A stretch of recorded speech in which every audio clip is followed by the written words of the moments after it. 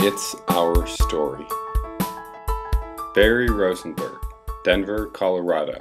Well, it wasn't, you didn't see that many people with disabilities on a daily basis.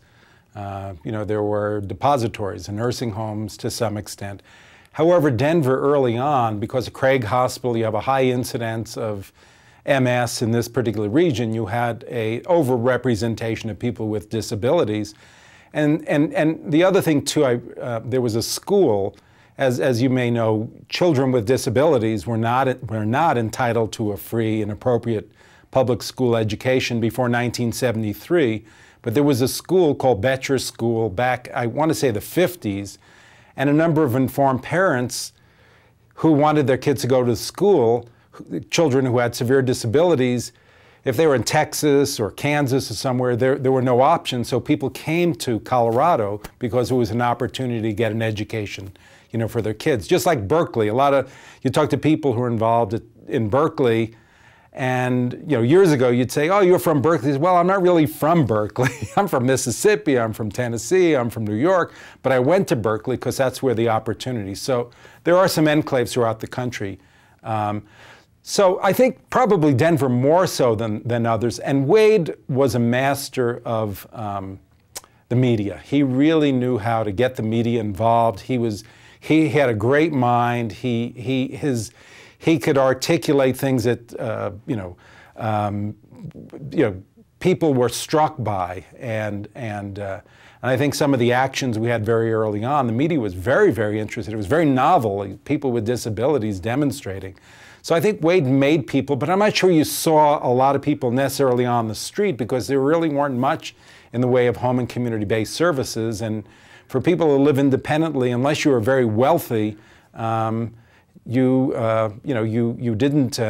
may not have had the resources, a power chair and the attendance services to support, that independence. I wanted to also talk about a couple other things with Michael Smith. Michael, and I think this will give you an idea of Michael and his spirit. I don't remember the occasion, but I believe it was when Atlantis first started in 1975.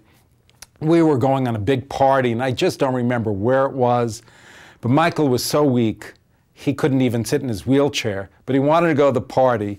So one of the attendants had a pickup, and we literally took him in his bed, lifted him up in the bed. I don't know how many people did it, put him in the pickup, and he lay down in the bed and went to the party.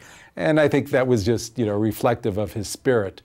And I think to the credit of Atlantis, when we were getting people out of the nursing home, a lot of folks were saying, Michael's going to die, and if he gets out of the nursing home, he will die, and you're going to have a little egg in your face. People say, "See, he gets out of the nursing home and he dies." Well, it was inevitable. He didn't have a lot longer to live, and I remember taking a real firm stand and saying, "My goodness, this is his dream. He is going to die, and let him die in his own place rather than in the nursing home." And it was a great decision, and I think the last few months of Michael's life were terrific.